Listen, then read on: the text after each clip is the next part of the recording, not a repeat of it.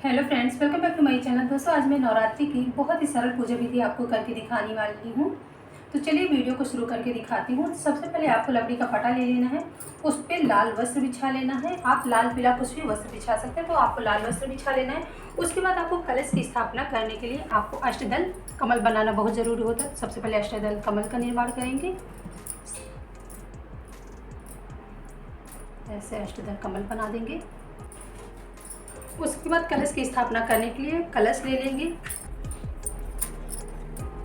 तो ऐसे ही आपको कलश की स्थापना कर लेना है, स्वास्तिक बना लेना है और आपको गले में इसके कंठ में मौली लगा लेना है। तो सबसे पहले आपको इन चीज़ों को बहुत ध्यान देते हुए आपको कर लेना है। उसके बाद फिर आपको कलश में जल भर देना है कंठ तक। कंठ तक जल भरने के बाद फिर आपको पंचपल्लो लगा देना है। पंचपल्लो में आप 5 पत्ते भी लगा सकते हैं, आप 7, 9 ऐसे पत्ते आप लगा सकते हैं। इसमें आप चाहे अशोक के भी पत्ते आप लगा सकते हैं, आम के भी पत्ते आप लगा सकते हैं और आप पान के भी पत्ते लगा सकते हैं। आप कुछ भी पत्ते लगा सकते हैं, लेकिन इसमें सबसे ज़्यादा आम के पत्ते बहुत शुभ होते हैं, तो आम के पत्ते आप लगा दीजिए। उसके बाद फिर आपको थोड़ा सा इस पर अक्षत रख देना है। अष्टदल कमल बनाने के लिए तो अक्षत रख दिया है। उसके बाद फिर आपको श्रीफल ले लेना है। श्रीफल यानी कि आपको जटा वाला नारियल ले लेना है और उस पर आप चाहे कलावा लगा दीजिए, बांध दीजिए, चाहे आपको लाल चुनरी ओढ़ा दीजिए। कलश को लपेट के अच्छे से उसको आपको ऐसे में रख दे रही हूँ। ऐसे आपको कलश की स्थापना कर देना है। उसके बाद फिर आपको थोड़ा सा जल डाल के कुल पवित्र कर लेना है। करने के बाद फिर थोड़ा सा अक्षर डाल देना है। अक्षर डाल के फिर माता रानी को आपको माँ दुर्गे को विराजमान करना है। तो माँ दुर्गा को विराजमान करने के लिए आपको फ़ोटो ले लेना है उनकी और ऐसे रख देना है, जिसमें माता दुर्गे के 9 स्वरूपों की पूजा की जाएगी। 9 रूप बने हों, तो आपको माता रानी की तस्वीर को रख देना है। फिर फूलों की सहायता से आपको थोड़ा सा माता रानी की तस्वीर को साफ कर देना है, पोंछ देना है। इसके बाद फिर आपको गणेश जी की स्थापना करने के लिए आपको थोड़ा सा अक्षत रख देना है। अक्षत रखने के बाद फिर आपको गणेश जी को विराजमान करना है। ऐसे ही मैंने गणेश जी को विराजमान कर दिया है। बहुत ही सरल विधि से आपको पूजा करके मैं दिखा रही हूँ। उसके बाद फिर आपको माता रानी को चुनरी उड़ा देना है। ऐसे ही आपके पास जो भी चुनरी हो आप नई भी ले सकते हैं। इसके बाद फिर आपको माता रानी को वस्त्र स्वरूप कलावा अर्पित करना है। इसके बाद फिर आपको गणेश जी को वस्त्र स्वरूप कलावा अर्पित करना है और कलश देव को अर्पित करना है और इसके बाद माँ दुर्गे को आपको वस्त्र स्वरूप कलावा अर्पित करना है। इसके बाद माँ को आपको माला पहना देना है।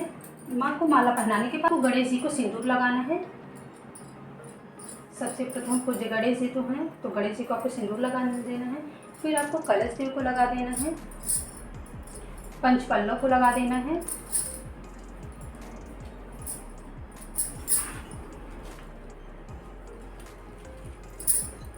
हल्दी कुंकू का टीका भी आप कर सकते हैं पंचपल्लो को, और सिंदूर का भी आप कर सकते हैं। उसके बाद फिर आपको माता रानी के 9 स्वरूपों की पूजा करने के लिए आपको सिंदूर लगा देना है माता रानी के 9 स्वरूपों को।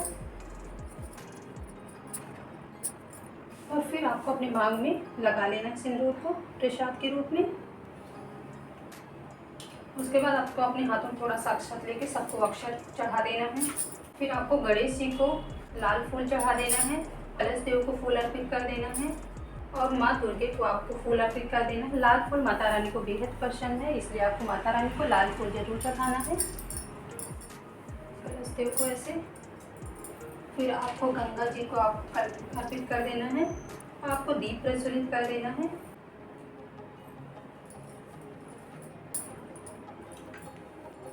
दीप दिखा देना, धूप दिखा देना माता रानी को। सब कुछ दिखाने के बाद फिर आपको कौड़ी माता रानी को बहुत पसंद है, तो आपको माता रानी को कौड़ी भी चढ़ा देना है।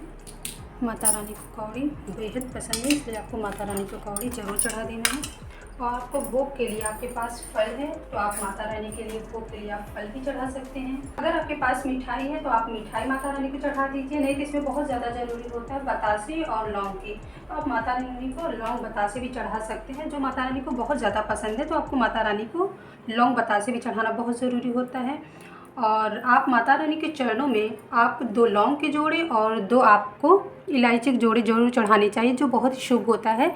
नवरात्रि के 9 दिनों तक घर के सभी लोग माता रानी को लौंग के 2 जोड़े और 2 जोड़े इलायची के जरूर चढ़ाएं, जो कि बहुत ही शुभ माना जाता है। तो माता रानी के चरणों में जरूर अर्पित कर दें। उसके बाद आपके पास ड्राई फ्रूट्स है तो आप ड्राई फ्रूट चढ़ा सकते हैं, जो भी आपके पास है प्रसाद स्वरूप आप कुछ भी चढ़ा सकते हैं। तो माता रानी को आप ये सब चढ़ा दीजिए, आसानी से जो भी आपको मिल जाए नवरात्रि के 9 दिनों में आप चढ़ा दीजिए।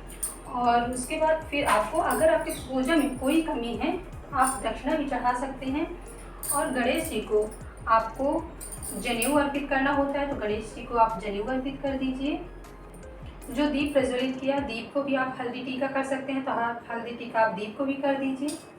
दीप को हल्दी टीका करने के बाद सबको आशीर्वाद दे दीजिए और भगवान से क्षमा प्रार्थना जरूर करते रहें। माता रानी इसके 9 दिनों तक माता रानी की पूजा श्रद्धापूर्वक करते रहें। और जो भी आपको माता रानी की कोई भी मंत्र याद हो तो आप माता रानी के मंत्रों का जाप जरूर करते रहें, क्योंकि माता रानी का जाप करना इन 9 दिनों में बहुत ही शुभ होता है, जिससे माता रानी आपके घर में हमेशा हमेशा के लिए अपना निवास स्थान बना ले। और आपको गरुड़देव यानी कि घंटी पूजा करने के बाद आपको बजा देनी चाहिए। और आपको अगियारी जरूर करना चाहिए, पूजा में अगियारी करना बहुत शुभ होता है।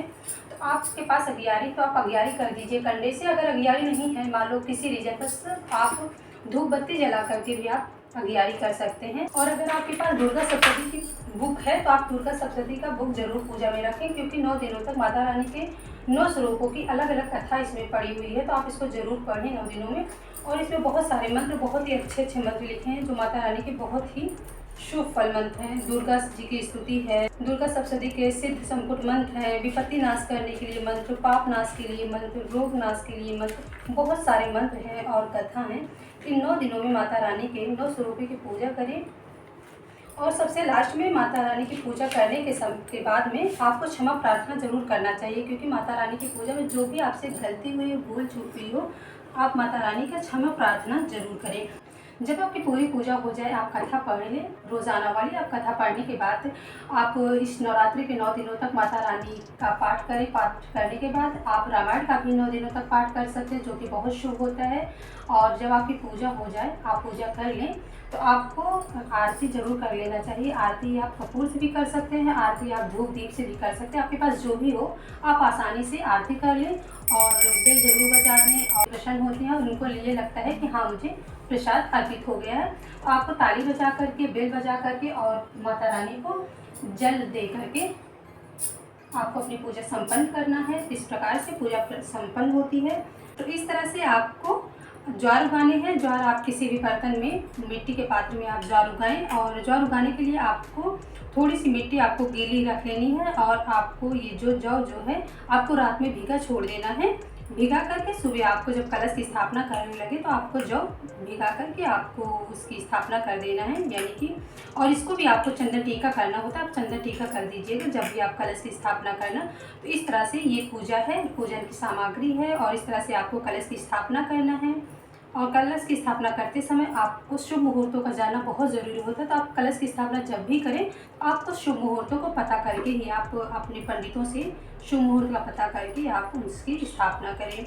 तो दोस्तों इस तरह से वीडियो समाप्त होती है। आपको ये वीडियो कैसे लगी? अगर वीडियो पसंद आई हो तो मेरे चैनल को लाइक से सब्सक्राइब ज़रूर करें। Thank you.